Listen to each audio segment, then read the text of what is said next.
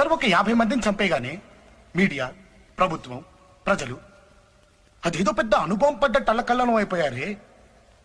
మన జన్మలకు కారణమై మన రక్తాలు పంచుకొని మన జీవితంలో సగభాగాలైన ఆడవాళ్ల మీద ఎన్ని ఎన్ని ఎన్ని ఎన్ని ఎన్ని ఎన్ని దారుణాలు సార్ నీచాతి నీచంగా క్రూరాతి క్రూరంగా జరుగుతున్నాయి.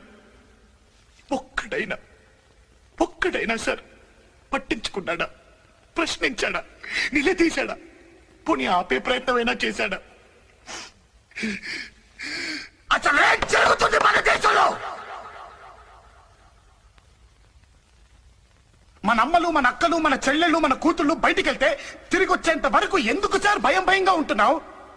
బిక్కుమంటూ ఎందుకుంటున్నావు?